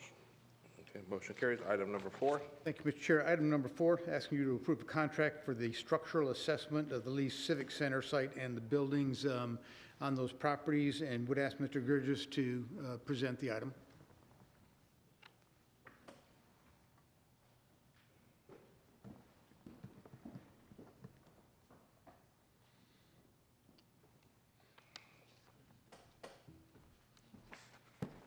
Good morning, Commissioners. Ehab Gurgis, Construction Management. This item to award a contract to Weston & Sampson to do a full assessment to the Civic Center facility. It's about 99 acres and 164,000 square feet. This assessment will include full engineering evaluation to all the buildings, and that range from 800 square feet restroom to 85,000, the big building. The assessment will give us a final report to give us a full understanding on what needs to be done to maintain this building. And this would be the HVA systems, the ADA, structure, roof, parking, and that report will have a cost estimate that would be required for these repairs. Thank you. Any questions for staff? No? Okay, well, thank you for bringing this forward. It's obviously needed, so we're looking forward to having the final results back from the study to see what we can do with it and improve that facility out there. Yeah, Mr. Chairman, I'll move approval of this item. I think, you know, as we determine what the future of the Civic Center is, we certainly need to know what we have to work with, and this will give us that inventory and that status of what's out there. Great. We have a motion? I'll second that. I couldn't agree more. We need to do an assessment before we know what we're dealing with. Commissioner Sindel had his hand up first. I'm sorry. Sorry. Okay. I didn't mean, I apologize. Balance it out here. Okay, any public comment on this item? Danny, will you speak on this? Yes, sir, I think you have a card. But basically, I thought it was only one building, and that's my comment was going to be, you know, I know you all had talked about it in the previous meetings, some workshops, I believe, in either 19 or 20, when there was a proposal to buy the parcels, and it was a agreed thing with the county. No, we don't want to sell it. We'll fix it up and whatever. And I just thought if the $300 and some thousand was only for the one building, maybe, I think everybody agrees, the one building, the main Civic building, is probably in such disrepair, it may come back when you get the thing from the engineers. Are going to say you probably should just tear it down and start over, because there's so much money you're going to have to spend to try to fix it. It's like putting a Band-Aid on a bad wound just for one building. But if it's a whole project, I'm all in favor. I'm all in favor anyhow we can do, anything you all can do to fix it up. Because people from North Fort Myers, people from all, just like this weekend, you've got a gun show there that's probably the largest gun, one of the largest gun shows in the state of Florida, and you have people from all over the state come to it. So it's not just for North Fort Myers. It's like saying, well, Alico Arena is only from South Lee County. That's not a true statement either. So whatever we can do to fix this place up, this whole facility up, and yes, there's a lot of buildings out there in bad disrepair. So I approve it. Thank you, sir, and I know the North Fort Myers and the county would be 100% behind you in doing that. Thank you. Thank you. Any other public comment on this item? Being none, we'll come back to the board. Any, Commissioner Sinelli? Oh, just a couple comments. I think we've all been out there. I think we're well aware of the status of the building. It obviously has some real challenges. And so I concur that we take a look at it. I also think that this is a important part of the community out there for a variety of different reasons. And so getting some guidance that allows us to look long-term, I think will be satisfy the needs today, but also give us an opportunity to plan accordingly out there for a very important part of the community. Great, thank you. Any objections to the motion? Objection, motion carries. Thank you. And the next item, item 5. Thank you, Mr. Chair. Item number 5, we are requesting you execute contracts to support operations at the Bob James Empowerment Center. Would ask Mr. Mercado to please present the item. Good morning, Commissioners. Roger Mercado, Human and Veteran Services. The item presented today provides the opportunity for the board to sign contracts and authorize an amendment as we shift from one managing partner of the Bob James Empowerment Center to another. As you know, the Empowerment Center opened in 2008. The Salvation Army has been our partner on site of Salus Care ever since. Just under 6,000 residents have been admitted into the Empowerment Center seeking shelter.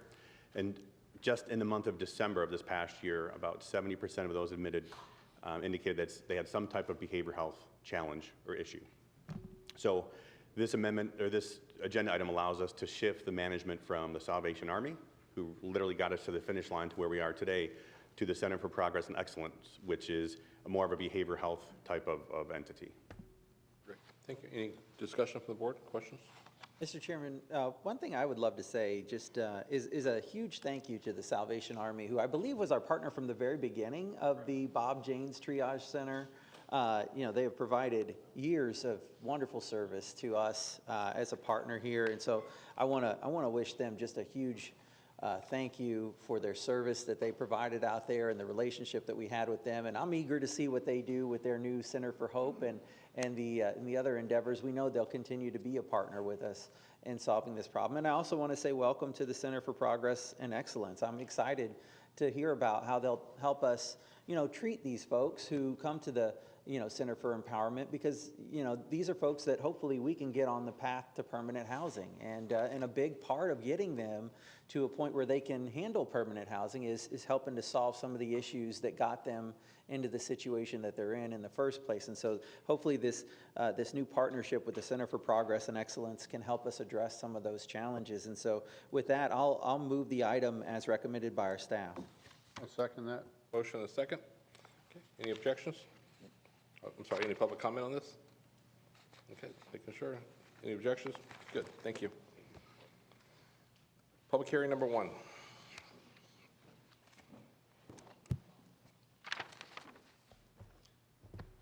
Morning, Commissioners. Joe Adams with the County Attorney's Office.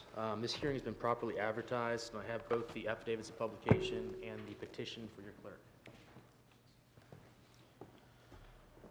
This is a petition to create the Coral Bay of Lee County Community Development District under Chapter 190 of the Florida statutes. Staff reviewed the petition and finds it consistent with Chapter 190 of the Florida statutes and recommends approval.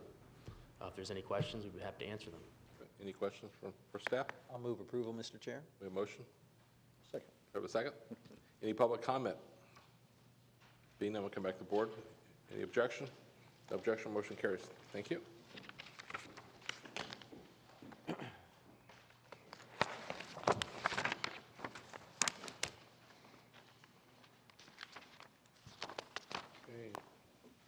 Welcome carryovers.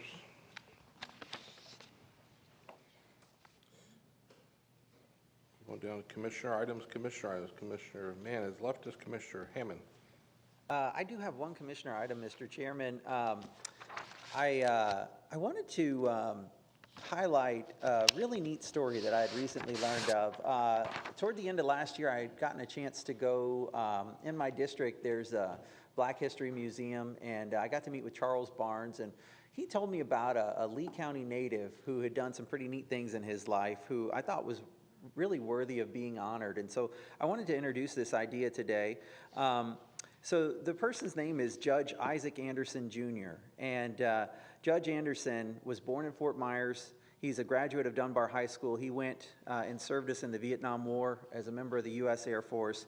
He was appointed as Lee County's first African-American judge in 1981. He won countywide election in 1982. He won the circuit court judgeship in 1990, and he served on the bench until he passed away in 2007 on the circuit court bench. He presided over some of the most infamous trials even in our county history, one of them being the Lords of Chaos trial even. So he certainly served us well, and I couldn't find anywhere where he had been honored since he passed away, since 2007. So I would like to ask if the board's willing to name that newer tower of the Justice Center that's on MLK Boulevard, where the courtrooms now are, the Isaac Anderson Jr. Tower. I have no problem with that. I worked with him many years. He was a great judge. He could be kind of scary if you were in front of him. I never lost a case in front of him. He was a good judge, but he definitely was an icon in the community and served the bench really well. I did. There was a ceremony years ago. I don't remember the date, and I was trying to remember. There was a ceremonial. I remember attending it at the courtroom. They had actually had a beautiful painting of him across the street in one of the justices in one of the courtrooms. And they had a ceremony then, so he's definitely been recognized. But yeah, it was just, unfortunate. I thought his family might be here today, Andrea Anderson and some other people. But I'm sure in the future, if we do this, there'll be involved? Yes, I actually am looking forward to, I wanted to be able to call his widow, who still lives in our community, after this meeting and invite her, with the board's approval, if the board approves that, that we have a little ceremony to unveil a plaque at the new building once the staff has it ready. And we'll invite the family and members of the community to come and celebrate that occasion. But I didn't want to be premature in making those invitations, so that's why I wanted to speak with you all about it first. That's all. County Attorney, do we need a motion for that, or is this a consensus for that? Motion, please. Oh, okay. Well, then I'll make the motion that we name that tower in honor of Judge Isaac Anderson Jr., the tower being the Justice Center Tower that's on MLK Boulevard, the newer one. I'll second that. Thank you. Any public comment on this action? Being none, we'll come back to the board. Any other discussions? No, I looked at his resume of some of the things that were submitted. Obviously, being a veteran, I put a lot of credence on that. I mean, obviously, he served beyond his military days, and I think it's appropriate at this particular moment in time. Great. Thank you. Any other items? No, thank you, Mr. Chairman. Thank you. Commissioner Sendelli, do you have any commissioner items? Nope. Commissioner Wayne? I do. If you allow me, it might take a few minutes. I had the privilege of going up to Tallahassee the 8th and the 9th, and staff helped a great deal navigate through the various offices. And we look like we're in good shape for our funding for our infrastructure projects, and certainly we're assured that. There is a bill called Senate Bill 2508, and as everything's a pretty fluid situation, we were working through various amendments that might be at least draft consideration in that mind. But having not really come to any conclusion, and after speaking with the South Florida Water Management District, state leadership, our Natural Resource Department, our legal department, and the governor's office, I'm uncomfortable with Senate Bill 2508, even with the amendment that was discussed. The amendment was targeted to address the unintended consequences of the bill, which would affect how the district works with the Corps and operating C-43 reservoir, providing restoration flows to the dry season. However, the amendment didn't address how the district would work with the Corps in the aspects of Lake Okeechobee operations, which goes to the very heart of the bill. We worked for 3 years on LOSIM, and at least from my opinion, it certainly seems like it'll undermine some of the LOSIM process. It's basically going to put a situation where we're going to put the Water Management District in a position maybe to pick one person over the other. There's two separate issues to consider with the bill: the words on the paper and how the bureaucracy will implement these words. It's clear to me now this bill will cause the Water Management District to push holding more water up in the lake as storage to meet the supply needs, which will in turn potentially put us in more situations with high volume discharges. Since the South Water Management District controls the structures, they send their water south. If they are prevented from doing so during the dry season, the lake will only increase, and obviously we'll have more discharges, high discharges, during the wet season. At lower level lakes, the Corps has historically deferred to the Water Management District in their operations. If the district uses their deference to store more water in the lake, the high volume discharges will have to take place. The South Water Management District has pointed out it has a mandate to protect water supply. They do not have a mandate to advocate for meeting the 1 in 10 year levels of service for Lake Okeechobee, which is theoretically the model standard, nor is it the mandate to do anything other than the basic science and data to meet the best recommendations to the Corps at any given point in time. Mandating that any specific recommendations, as this bill does, will undermine the credibility of the South Water Management District and their position. From time to time, we'll push for operations to make sure there's no hazardous environmental specific causes to our Colusa estuary. It is my, and I'm saying my, recommendation to write a letter on behalf of me and work with staff to do so, to do this. The concern in general is, I think that accountability and transparency needs to take place at all levels, and I think the legislature was trying to do that. We've had the unfortunate thing with the big Cypress Basin not to have that funded, and I'm curious on how there isn't $4.5 million on a project like that. So transparency is something we all go through. I think it's extremely necessary. So all I'd like to do is give you the update. I'd like the permission to work with Natural Resources to help me write a letter on my behalf to the obviously to the leaders in the state, letting them know exactly how I feel. I'm also the governor's appointee to the South Florida Water Management District, and he opposes this bill.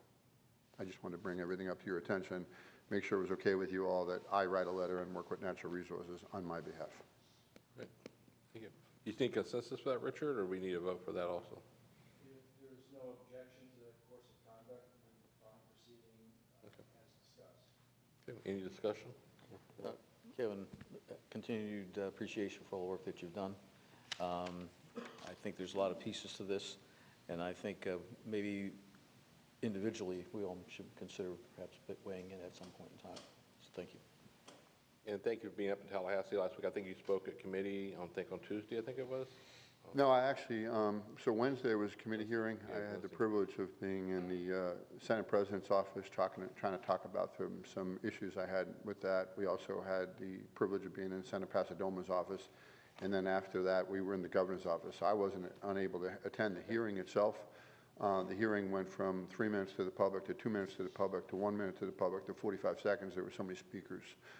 I thought the best utilization of our time as a county is to go to the meaningful meetings that have one-on-one and have 20 and 25 minutes with the incoming president or the president now. I thought were most fruitful for the county. Just wanted to update you all and make sure that it was okay that I continue to work with Natural Resources as a staff. They're going to need to help me make sure I pen this letter properly. Great. Thank you. I appreciate your indulgence. Thank you. We're all good with that then? Okay, thank you. And just for the record, let's make sure that for the prior action with Commissioner Hammond, there was no objection to that vote. It was after that was called. So thank you. Okay. Committee appointments. Do you have any? I have none. So I have some this morning as the chair of the Port Authority. I'd also like to recognize Ben Siegel's here this morning, our director of the airport. Thank you for being here, Ben. So I'd like to, I'm going to need a motion, a second for reappointment of Scott Cameron for the Regional Airport Special Management Committee and reappointment of Dana Carr for the Regional Airport Special Committee. So I need a motion and a second. I will move that. I'll second it. We have a motion and a second. Any public comment? Any objection? No objection. Motion carries. Thank you. Commissioner Sindelli. None. Commissioner Wayne. I don't have any appointments. Okay, great. County manager items. Thank you, Mr. Chair. A couple items this morning, please. We'd like to start with the Fort Myers Beach street lighting request that we have received. Would ask Mr. Harner to discuss that with you. Thank you, Roger. Good morning, Commissioners. I'd just like to give a brief history as well as the commitment that Lee County has made regarding Estero Boulevard. Lee County agreed a number of years ago to add street lighting at the crosswalks along Estero Boulevard. At that time, and this was many years ago, it was probably about 7 years ago, the town had agreed to pay for the rest of the lighting along the corridor. The town hired a consultant in the last few years to do a roadway study, and that was essentially wildlife friendly. During that study, we were consulted regarding and coordinated with regarding where our lights would be placed along the crosswalks and what type of lighting we'd be using. At no time was the county asked to participate in any additional costs beyond the crosswalk lighting. Regarding Administrative Code 11-2, which tells you the warrants or what the requirements are to add lighting, this road does not meet those warrants. And those warrants are 20,000 vehicles a day, as well as a nighttime crash history. The crash history for Estero Boulevard, 84% of those crashes happened during the daytime. On October 7th, the town of Fort Myers Beach passed a resolution requesting Lee County to install amber LED lighting beyond the crosswalks. On November 19th, the county manager received that resolution in his office. Just to give you a little bit more history, what this board has done with municipalities over time, the board has entered into agreements with municipalities sharing responsibilities. And what I mean by that, more recently with the town of Fort Myers Beach, they wanted an enhanced landscaping program. We had $800,000 in the budget to do some landscaping. Therefore, we entered into an agreement with the town to give them that $800,000 and to allow them to go above and beyond based on what they preferred to do. So today, we would like to recommend the same thing. We currently have $1.4 million in the budget for Estero Boulevard for the crosswalk lighting. We would like to recommend that we would give that $1.4 million to the town, enter an agreement, and allow them to enhance the lighting however they see fit. Great, okay, thank you. Question? Yes, sir. During my briefing, I thought, and I may have misunderstood this, been a tough week personally. So the lighting that I was informed was, obviously we need to comply, and there's two questions. One, comply with turtle lighting, which has always been an issue, and that's just a question. But two, the lights that actually were actually requested seem to be a more expensive light, and certainly there might be other alternatives to obviously be much more efficient. Correct. Is that a They fair would not be statement? the lights that we had originally planned. You know, and again, listen, I governed on a beach for a long time. I get the wildlife, and I'm all for doing that. But is it our intent to certainly communicate and work with the city to obviously, you know, talk about those lights that were selected, and obviously the cost associated with them, give them alternatives that obviously be much more efficient Well, in that regard? I believe that our DOT staff has give them recommendations based on the state guidelines of lights that are allowable. But with this proposal, this recommendation that we're presenting would be to give them the 1.4 and allow them to make that decision from that point forward. So they could decide what they wanted to do, but you're correct, those lights are more expensive and you would need more lights in place because of the wattage it puts out overall. And then just let me ask you a hypothetical question. If we own the boulevard, is it your opinion that we could use the 1.4 in a much more efficient manner than was presented to us? Correct, yes. Okay. I have a question. So if the money's going to the beach, they have a procurement process? Do they follow the state guidelines for procurement as far as bidding for this purchase or something like that? Yes, they would. 'Cause I know in this whole business, going back a couple years ago, Burnt Store Road, you have other people trying to come in to sell their product and sell their lights, and the connections with that was dealing with Burnt Store as far as that was making sure that they follow the same process. Yes. Okay, good. Okay. Actually, I have a card here. I would like to recognize we have a Councilman Dan Elders here, if you'd like to speak on this item. Dan, would you like to speak on the board? Thank you. Thank you, Mr. Chair. Bear with me a second. I got to introduce you to the newest member of my family so I can read this. Thank you, Mr. Chair, fellow commissioners, county manager, for allowing me to speak. As a concerned Lee County resident, Fort Myers Beach council member, I'm here to discuss the nearly complete Estero Boulevard project. I'd like to thank the county commission and staff for taking the time, energy, effort, and that has been put forth to bring the Refresh Estero Boulevard project to near completion. After nearly 7 years, $80 million invested by the county, another $60 million from the town, the new road will provide Lee County residents and visitors with new sidewalks, bike paths, center turn lane, trolley pull-offs, and a vastly improved stormwater management system. The investment, combined with the upcoming Big Carlos Pass Bridge and enhancements at the entrance and exit of the Matanzas Pass Bridge, shows how collaboration of state, county, and local governments can give the visitors and residents of Lee County a more inviting environment to support and enjoy for years to come.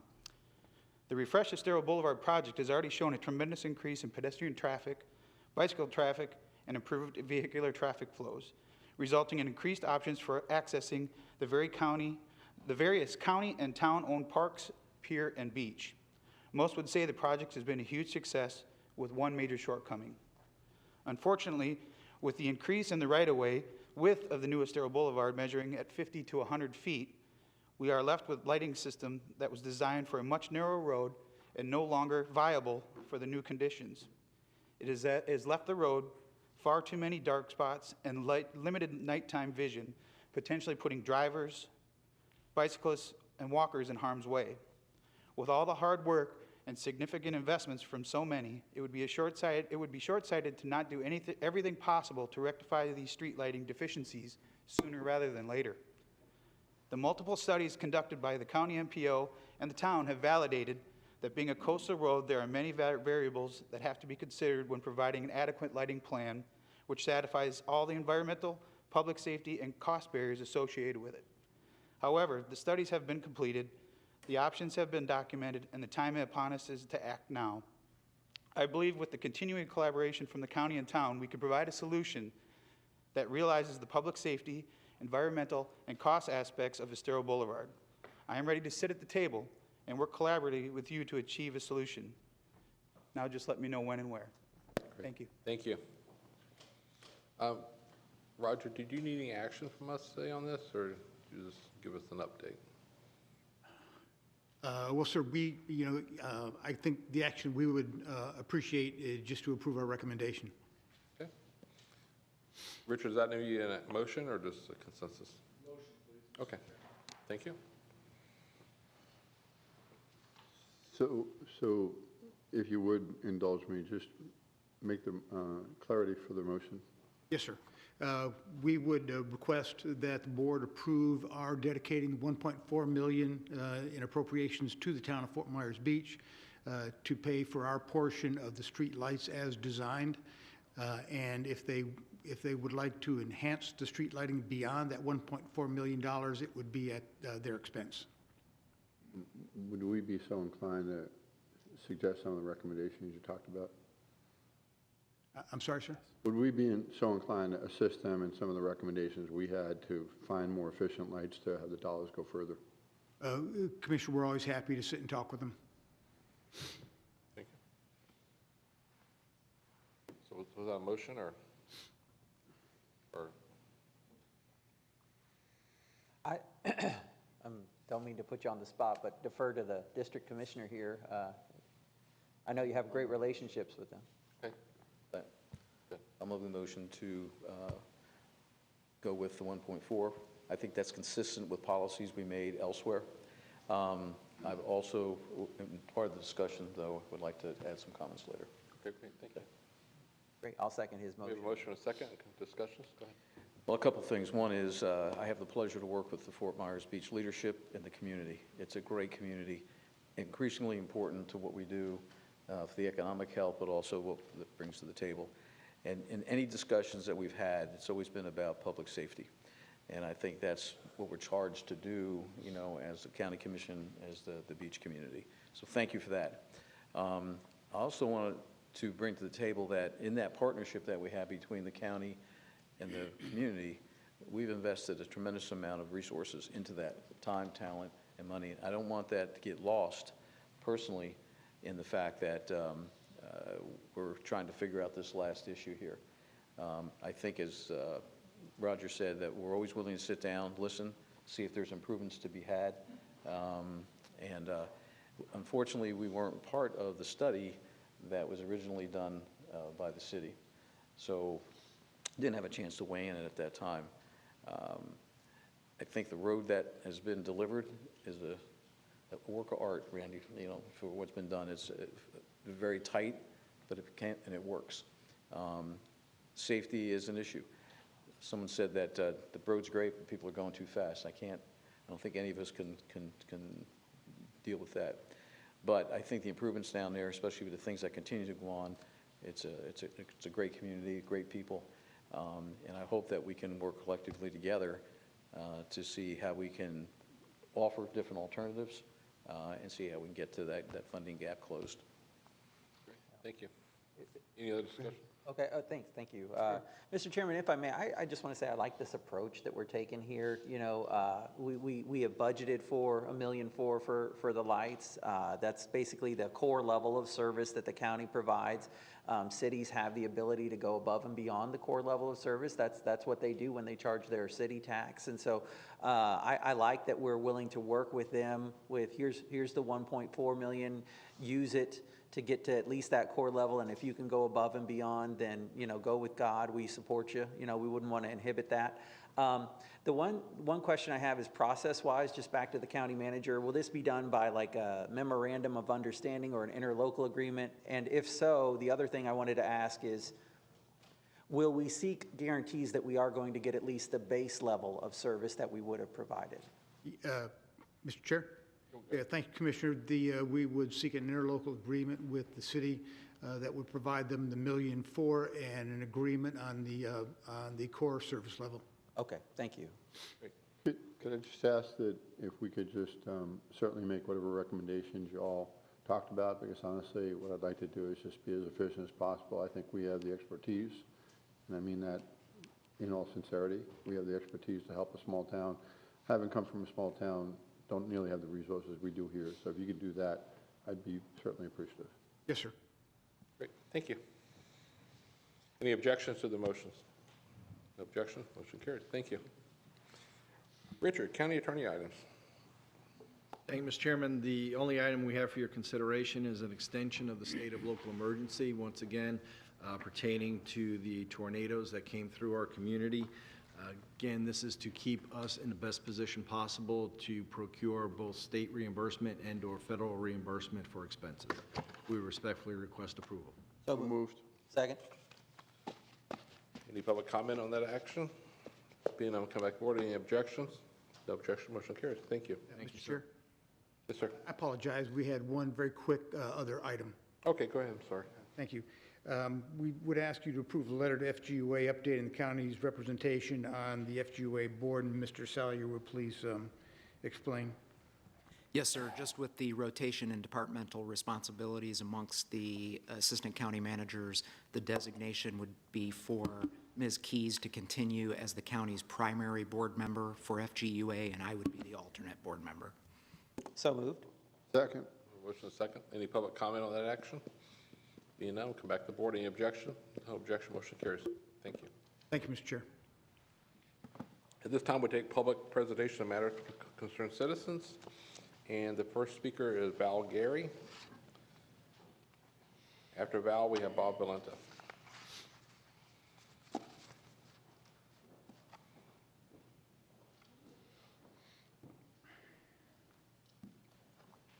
Morning, Commissioners. My name is Val Garay, homeless. I'm here to speak on behalf of the homeless community. I hope you guys here see in the auditorium, or for you guys who are watching us online or on TV or maybe listening on the radio. Hope you guys had a nice Valentine's Day. So my concern is that many of the people that are out there, they don't know about the hard work that you guys are doing with the homeless community. Mr. Mercado just mentioned about the numbers that have been assigned to help the shelters. The food pantry, the director of the food pantry was here earlier. You know, and I just want you to be, to understand that when we speak about God's will, the book of Isaiah says that even the leaves of the trees cannot move without his will. One of the main reasons we are here, many of the homeless that have been probably staying in different county or different city or maybe out of the state, and we've been brought to these areas because the promises of the Lord. One of them is in Psalm 37, there is no righteous unforgiven or unforsaken or descendants begging bread.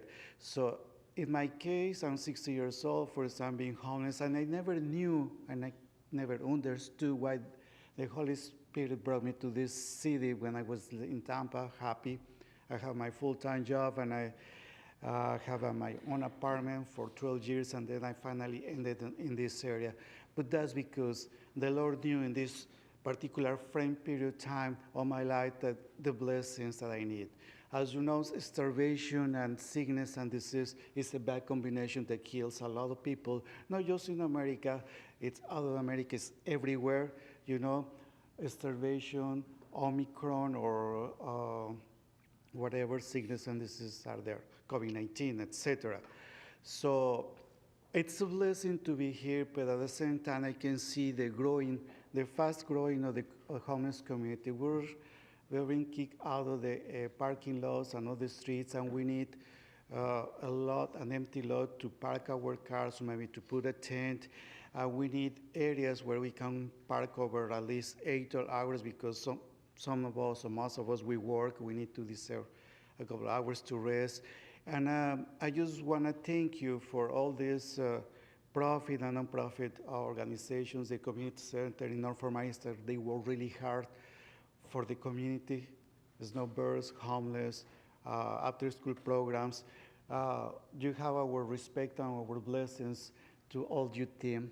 We wish you to have love, hope, and faith for the rest of your life. And thank you so much for everything, the hard work that you've been doing to us. Thank you. Thank you. Next speaker, Bob Valenta. After Bob, we have Dr. Joseph Simone.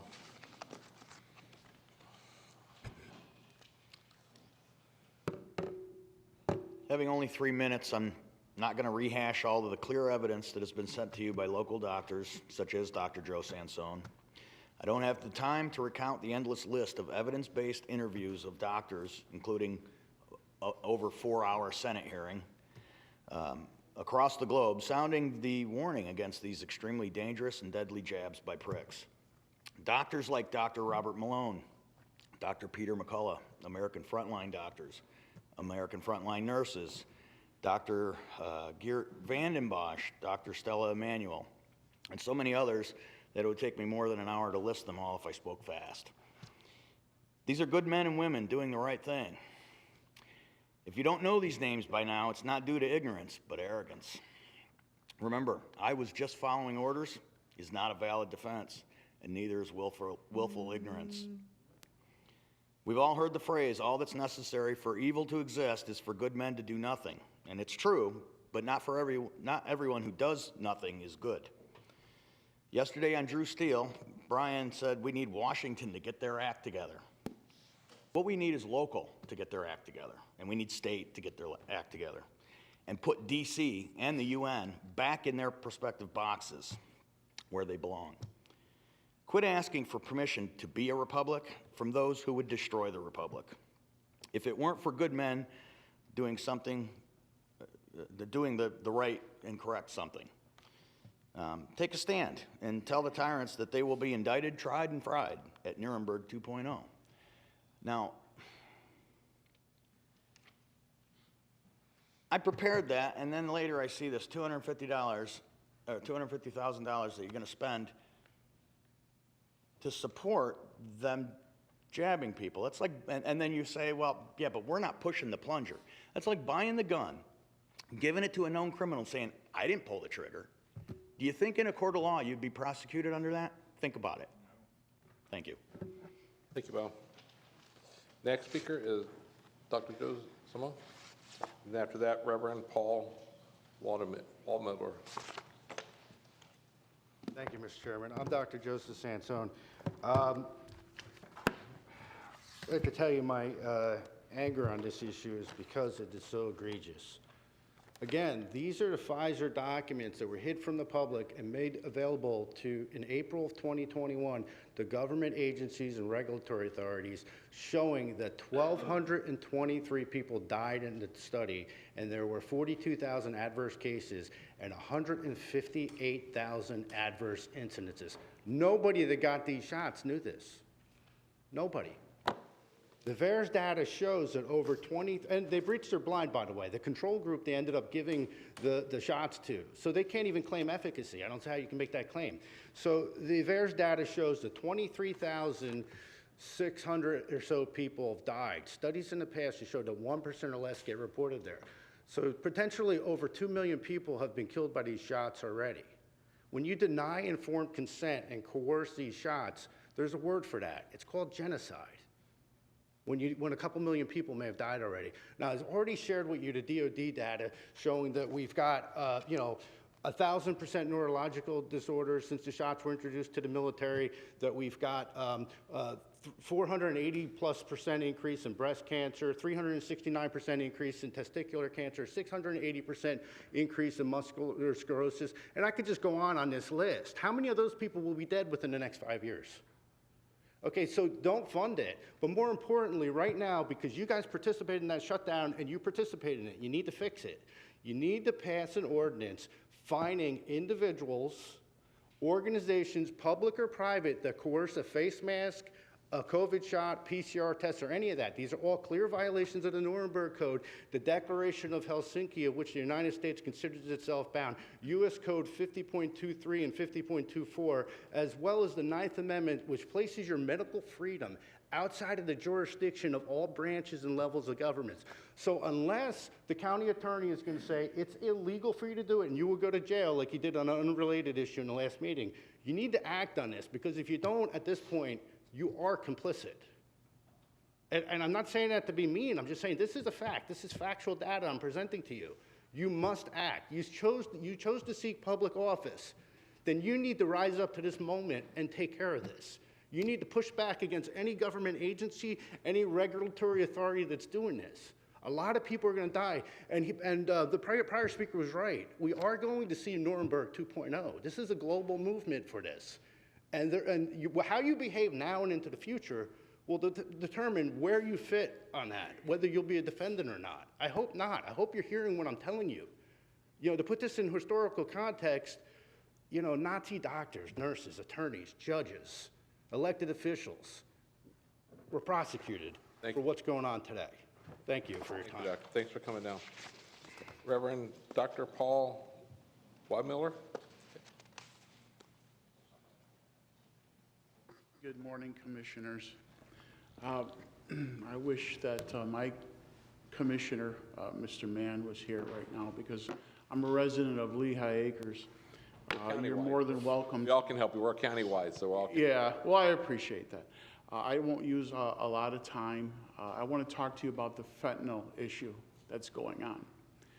As a licensed Christian therapist, and also in the past being a licensed therapist, credentialed therapist internationally, as a matter of fact, in the past, we always look to the root causes of the problems, as well as solutions. And those things are important. However, I see on every level, including our own here in the county, not addressing the root issues. Fentanyl is killing a lot of people, including in the area where I live, in Lehigh. It's in our schools. Fentanyl is everywhere. It's killing our veterans. The pandemic, the COVID-19 pandemic, the lockdowns have all contributed to this. It exacerbated the underroot or the underlying issues that people were already suffering. We refer to people with mental health and substance abuse problems as dual diagnosed. We're finding more and more people having those issues. And they're self-medicating with fentanyl. Now, going to the root, and again, I'll try not to speak too long, but the root is it's coming mostly from China. And China is selling it to the gangs, the cartels in Mexico. And they're bringing those drugs here. China, why? To make money for their military? Yes, that's part of it, but also to kill us off. I would hope that you realize and recognize that not only the Mexican cartels are making money, but there are enemies abroad who hate us enough to sell us substances to kill us off, to kill our children.